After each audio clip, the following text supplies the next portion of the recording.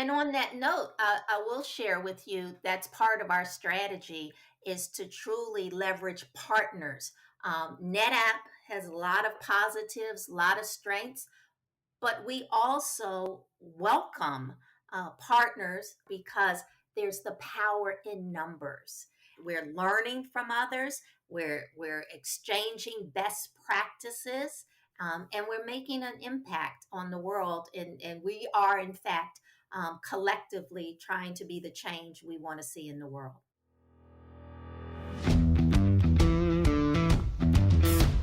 Technology is transforming how we think, how we lead, and how we win. From Intervision, this is Status Go, the show helping IT leaders move beyond the status quo, master their craft, and propel their IT vision. In 2020, Intervision was moved to action. In the wake of George Floyd's murder, we committed to driving diversity and inclusion in our organization. We here at Status Go were also moved to action. We committed to amplifying the voices of our colleagues and bringing to you, our listeners, diverse guests, diverse perspectives, and diverse insights. As a part of that commitment, we are kicking off a new series exploring diversity initiatives within tech companies around the globe. The intent is to learn from each other what works and what doesn't. To our tech partners who are listening, if you have a story you'd like to share, reach out to us here at Status Go. We'd love to talk. Now, I can think of no better way to kickstart this series than by talking to our longtime partner, NetApp. Data is the North Star that informs NetApp's strategy and leads to more informed decision making. Their data and employee sentiment confirmed that NetApp needed to do better to drive greater hiring and retention of diverse talent. They also had to ensure that their workforce mirrored the communities where we live, work, and conduct business. Their strategy is embraced by senior leadership and includes a top-down and bottom-up approach. George Kurian, NetApp's CEO, stated, "We believe that the strongest and most creative teams have the best talent, are unified in purpose, and diverse in thought and background, representing the customers and communities we serve." To help nurture this culture, Gerri turned to today's guest. Gerri Hall is NetApp's first Vice President of Diversity, Inclusion, and Belonging. Welcome to Status Go, Gerri. Thank you, Jeff. It's a wonderful to be here, and I really appreciate you doing all your homework, especially on our CEO, George. Yes, he would appreciate that. I had the opportunity to meet him at a sales kickoff meeting several years ago and really enjoyed talking to him. Now, I want to dive into diversity, inclusion, and belonging, but what I would like to do first is introduce you to our listeners. I'd love to learn more about you. Take us on your career journey and how that led you to NetApp. So, yes, I started out as an attorney. So often people say, oh, she's a recovering attorney, in fact. And my legal work was focused on employment and labor law. And what I found oftentimes was that, wow, if someone had had a stronger HR partner or HR lead, they wouldn't be coming to me for advice and counsel on the back end of an issue. So that work evolved again from the legal focused on employment and labor law into the HR disciplines, a host of HR disciplines. And then that in turn included the focus on diversity, which was back then diversity and inclusion, diversity, equity, and inclusion. And now today we've evolved to diversity, inclusion, and belonging. Well, that's exactly what jumped out at me when you and I were first introduced. I jumped over to LinkedIn to learn more about you. And before I could even scroll down, I saw the banner image, diversity, inclusion, and belonging. I have to admit, it piqued my curiosity. Belonging is such a human term. I have to admit, seeing it in this context was new to me. Would you walk us through the evolution that you were just talking about that brought NetApp to diversity, inclusion, and belonging? Yeah, so Jeff, you're not alone in that. It gives pause to many. I will say that it also is kind of falls in that same context of people who evolved from HR, human resources, into Hmm. thinking in terms of talent, in the humanity of the workforce, if you will. But stepping backwards, I've been at this work for quite some time. Um, which has its pros and cons because here we are still working at it. Yeah, Yeah. But back in the early 2000s, the emphasis was in fact on diversity. So in the sheer addition of a variety of people to the workforce.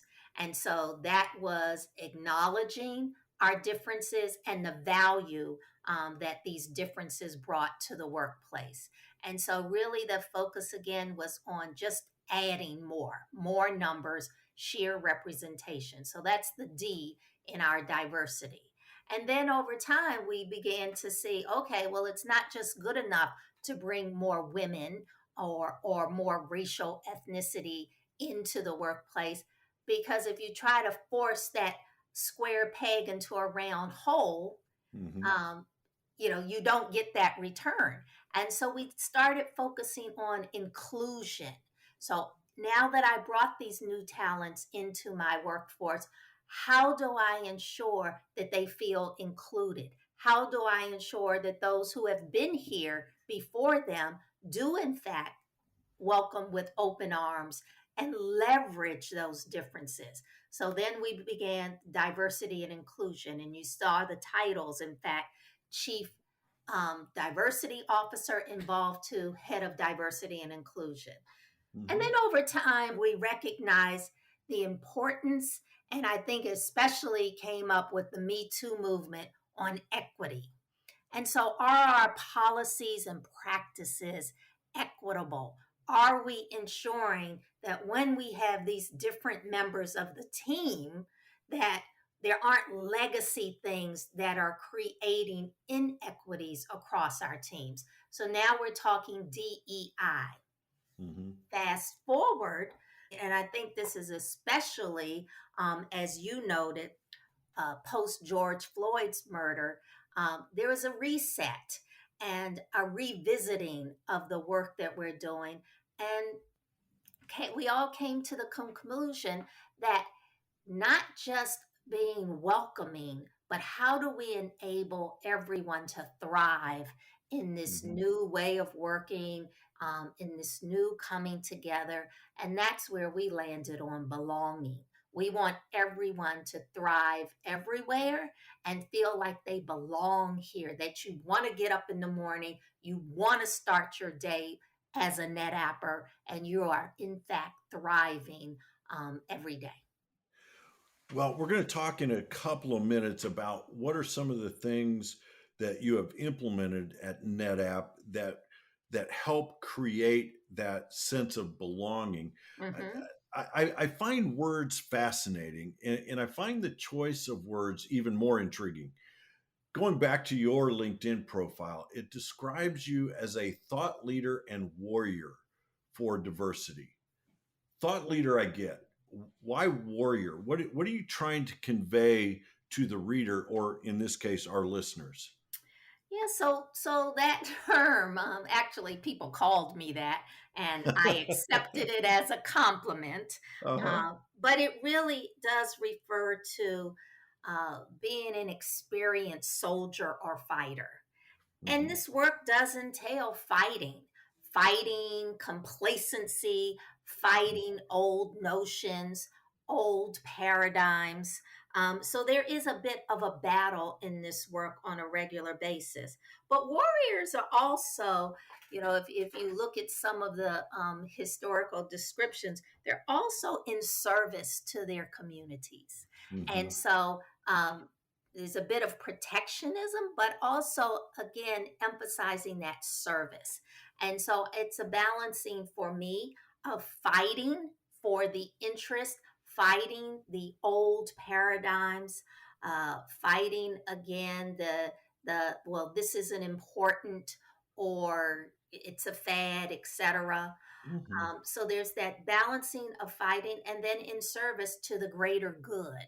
And so, really helping to educate and bring awareness and understanding as to why we do this work, why it is important to an organization to be inclusive, why we get greater returns when we're leveraging our differences and we are, in fact, including everyone, bringing everyone to the table as we address challenges. So, all of that is the service arm, if you will, of Hmm. educating and bringing greater awareness so that we can all thrive together. Yep. One of the emotions that I heard a lot back a couple years ago, right after the murder of George Floyd, and uh, there was a there was a lot of conversation, and part of what I heard was that people were tired, Mm, um, um, that African American colleagues were tired of having to teach and explain.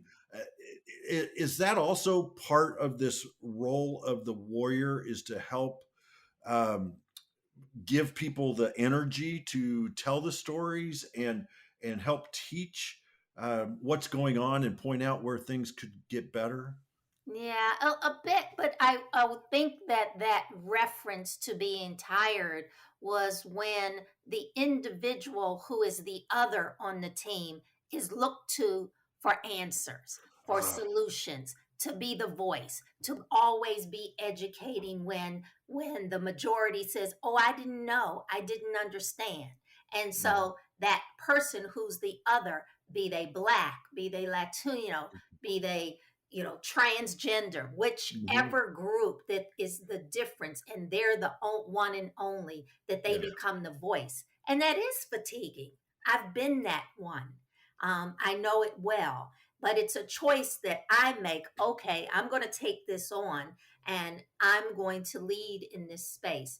But other members of the team did not choose to be. They just want to be a program manager, they just want to Right. be a chief engineer and not have to educate their peers and their team members on a regular basis. Yeah, they just want to do their job and not be that voice, be that warrior. Um, I've talked to several people that are just this concept of being the only. Mhm. It just can wear you out, and I think that's important for those of us who are not the only to recognize in others, right? To give them space to rest, actually, and rejuvenate. Uh, I was reading LinkedIn the other day, and I saw a post from Dora Lutz of Giving Spring that showed a 530% increase in ESG, environmental, social, and governance related searches in just the last 5 years. Mhm. Have you experienced that heightened focus with NetApp's board and investors? And if so, can you share a bit about what you've seen? Yeah. So, in fact, many people look to that annual letter that comes from the BlackRock CEO. Hmm. And this year, I was one who recognized where he stated that those leaders who don't pay attention to these issues do so at their peril. And I thought that spoke volumes. And I absolutely know that these topics are of focus for our board. I haven't been here a long time. I've just completed my first year at NetApp, but it is absolutely in the time that I've been here, been top of mind for our CEO, our Hmm. executive team, as well as the board. And so these are the things that they're absolutely discussing when they meet in the subcommittees, the talent committee, for example, as well as the broader board discussions. But this is absolutely top of mind. And you mentioned George Curian, and Hmm. he really did seal for me my interest in NetApp. His authenticity, his growth mindset to say, Gerri, I'm not 100% clear on this issue. Help me learn more. So he is absolutely looking for those thought partners that enable him to be better and in Hmm. turn for NetApp to be better. Isn't that a great leadership trait to be able to say, I'm not exactly clear on this issue, help me learn more? I Absolutely. just think that's powerful. Yes, that there's such power in acknowledging imperfections. And to be quite honest, I am far more suspect of someone who thinks they know everything and thinks they're the expert. So I pride myself in surrounding myself and building teams of people that are smarter than me. I don't Hmm. want someone who's just aligning 100% with me and co-signing everything I say. Challenge me Yeah. and help me be better and learn more. Yeah, we all know those people that come across as they know everything, and it is so refreshing when you have a leader that admits this is an area that I need to learn. I opened up our program today by talking about that occurring at Intervision. We admit we have a lot to learn, and that's one of the reasons why we have these conversations. And I want to applaud you, Jeff, though. It's partners like Intervision that we greatly respect and how we can work together to bring our respective organizations, raising that bar, how we can be better together. So I really want to applaud you in this as well. Well, thank you for that. I think it takes this ecosystem to make changes, right? It can't be this company or that company. It has to be the tech industry or the broader business world. It's got to be everybody doing their part and learning from each other. And on that note, I will share with you that's part of our strategy is to truly leverage partners. NetApp has a lot of positives, a lot of strengths, but we also welcome partners, again, like Intervision, but we also have a relationship with a group called CEO Action for Ah, Racial Equity. And that was one where George said, yes, I want to be all on board because there's the power in numbers. And yes. Yeah. so this was a group launched by PwC, but well represented tech, I mean, a variety of industries. Hmm. And they've been a strong partner where, in fact, we're learning from others, we're exchanging best practices, and we're making an impact on the world. And we are, in fact, collectively trying to be the change we want to see in the world.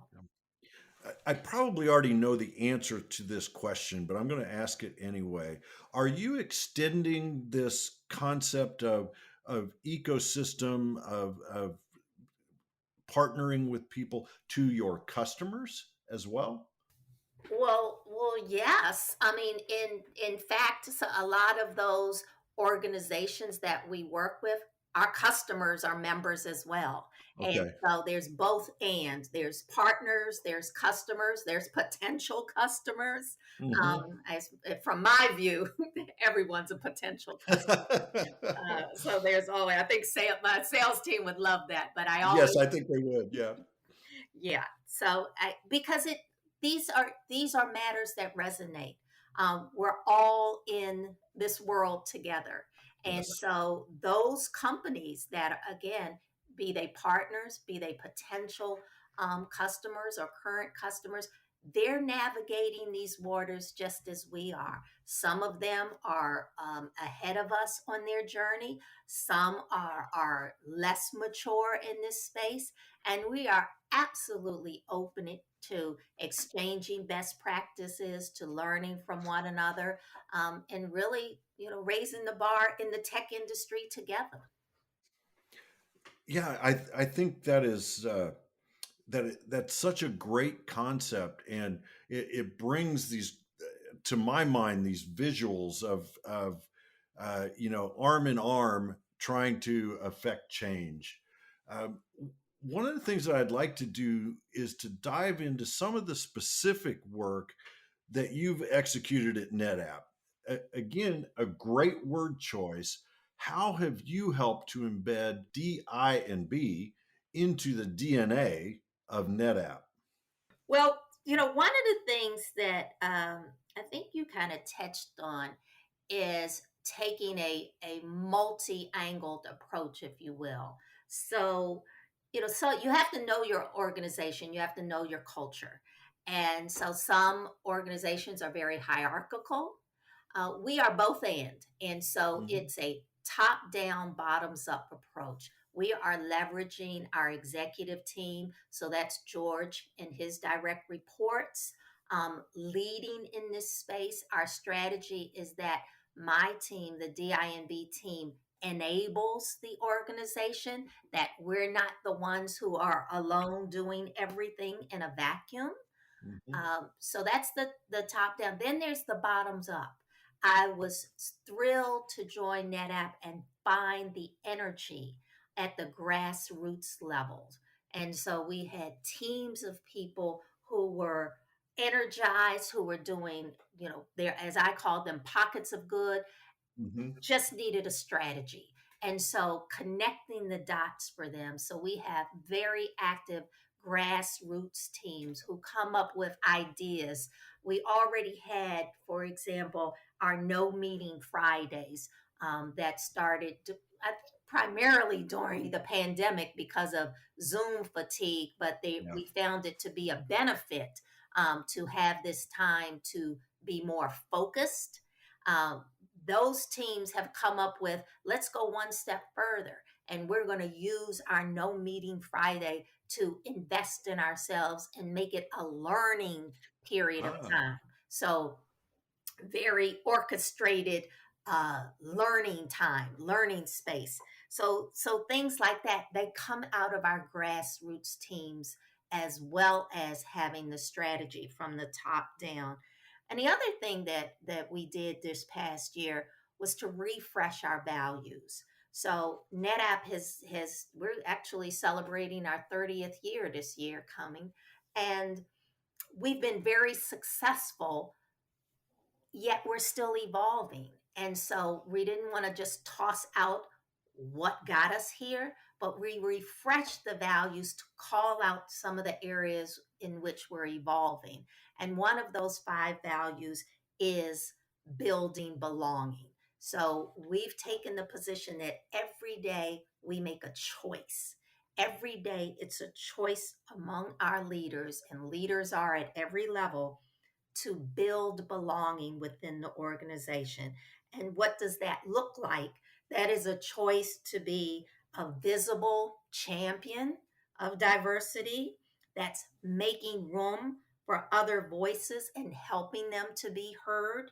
And then it's embedding inclusion at each and every step of a decision, each and every part of the employee experience. It's taking that pause and thinking about, how do I become more inclusive? So all of those are part of our efforts. Again, choice. Every day it's Mhm. a choice to build belonging here at NetApp. Well, and it sounds like the values that you speak of being refreshed are they're lived values at NetApp.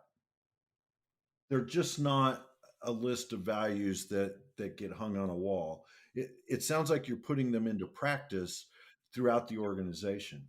Absolutely. And I'm glad you called that out, because I want to be clear. yes, they were refreshed. Oftentimes, when there's a launch in an organization, a lot of fanfare, but how do you make it stick? One of the things we did that I was very excited to be part of. We have what we call our culture champions, and so there were a lot more, but we selected 30. But all of these members of the team worldwide raised their hand for a gig. So that's a year long commitment to serving as culture champions. And within that year, there's a variety of activities that they are leading. They're interacting with executives. They're being part of our global all hands. And this is to drive missions that keep this alive. So it didn't just become, oh, here's the launch, and, we rah rah, and that's it. But it is keeping alive. We even have on one of our sites where peers can call out members of the team who are living those values and salute them. And we recognize them again in some of our global all hands and talk about what they're doing to live those respective values. How do you create the I'll call it the safe place for calling out someone who may not be living the values? Yeah, yeah. Well, it's an accountability issue, and we're a work in progress. I can guarantee we're not getting it right every day, everywhere. I often say, in another organization, I had over 400,000 people, and on any given day, somebody was not doing something they should be doing. Yeah, yeah. But that's human nature, and so that's where we seek to have it be a learning moment. Hmm. So building that muscle among our leaders and the people managers, especially, so that they can address those behaviors when you're not living those values. We take it as a learning moment to address. And we start with presuming positive intent. Hmm. So you didn't necessarily realize, may not have been your intent, but here in fact is the impact of your behaviors, and let's call that out. Now, if it was intentional, that's a whole different story, Yeah. and we're going to act on it. Yes. Yeah, yeah. One of the things that I've learned is that there are multiple dimensions, multiple definitions of diversity. In fact, I just learned of a new one since you and I spoke a week ago. Neurodiversity. Hmm. I've started to see that in relation to Autism Month here in the month of April, Yes. and so it's much broader than ethnicity and gender. It includes things like neurodiversity and cognitive diversity. How does NetApp focus on these multiple dimensions of diversity? Yeah. So part of that, um, it's multifold, but one of the I mentioned the grassroots, but part of that focus and that raising awareness and education is through our employee business resource groups. And so, again, those are the grassroots, those are volunteers. They have a full time day job, but Hmm. they are volunteering in these organizations to partner with my team to help drive our strategy, but to call out some of these areas that they have affinity with.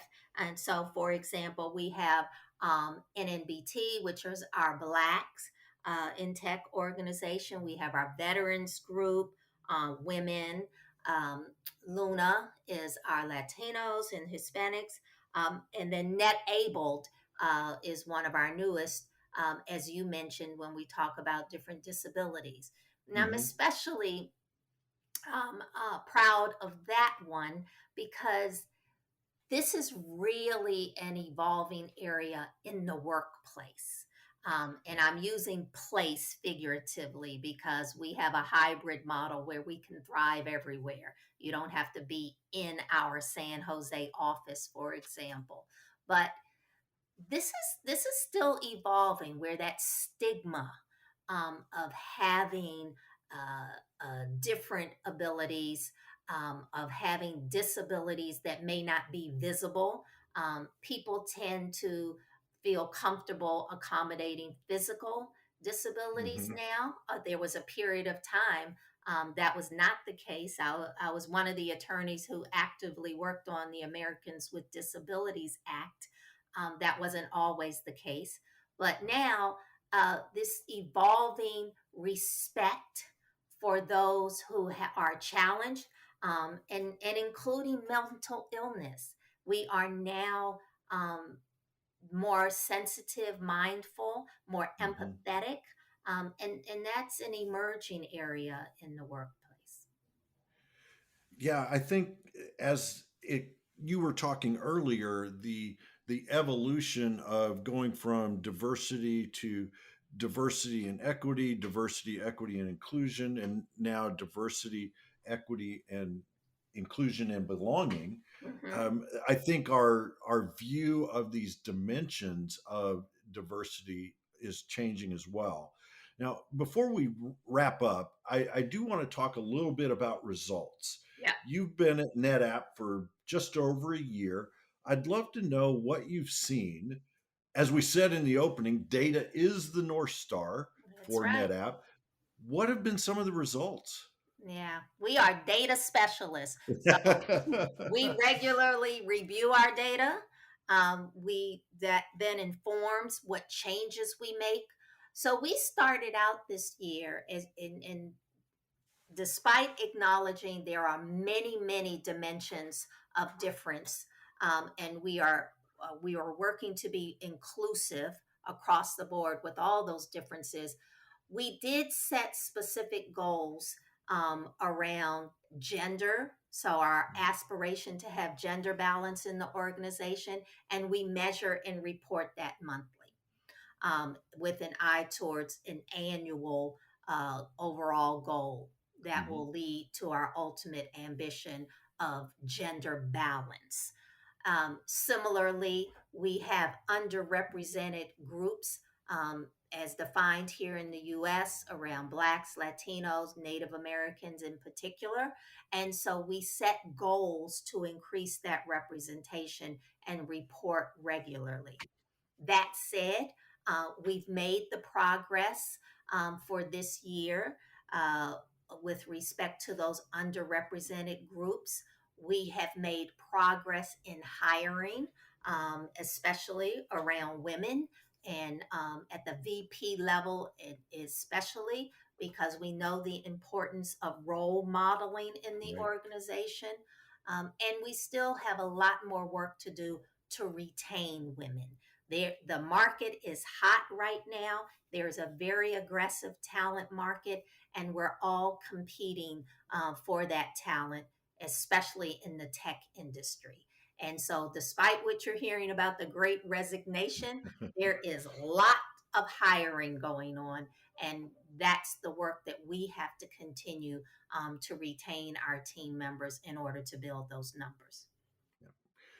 Well, Jerry, as you know, we are all about action here on Status Go, and it sounds like NetApp is also all about action. What are one or two things our listeners should do tomorrow because they listened to our conversation today? Yeah. So education, education, education, and I don't say that lightly. You often hear, many companies have introduced, and including us, training on unconscious bias because it is unconscious. But we all have biases, good, bad, or indifferent. So let's educate ourselves on a host of things. We encourage the use. We've invested in LinkedIn Learning. There's so much rich content there that we can all learn from. I greatly encourage just the basics. Educate yourself to have an understanding and awareness. You called out Autism Month. Be guided Mhm. by some of these cultural and focused months where you have even more content. There was a great master class that was offered free. There's an app called Masterclass, but for Black History Month in February, they had a great um, curated content that was offered for free. So educate yourself on these conversations around difference, on this opportunity to be better aware and supportive of your colleagues, Mhm. and acknowledge where there could be moments of exclusion, and to work towards being more inclusive. So that's kind of the takeaway. Start with the education, be aware, and then commit to working on how can I show up better? How can I be more inclusive? And then the last thing I'll say about that is part of being more inclusive in building belonging would be to show up as an ally, to show Yeah. up that you, in fact, have an appreciation and honor those differences and the struggles that some who are different than you may be experiencing, and commit to being supportive and an ally in helping them to feel that they belong and to thrive in the workplace. I love that as a starting point for our listeners. Educate, educate, educate, and then examine where you can show up differently. I think that is fantastic advice, Gerri. And I want to thank you for carving out time to talk to us. One of the things I love about my job as host of Status Go are the amazing people that I get to talk to and have conversations with. And I am really honored to have this time to spend with you, Gerri. So thank you so very much. And thank you, Jeff. It's been my pleasure and honor as well. And keep up the great work because this is a powerful podcast. Thank you. And thank you for being on the show. And I'm glad we're connected on LinkedIn. I look forward to continuing to share insights, Gerri. To our listeners, if you have a question or want to learn more, visit intervision.com.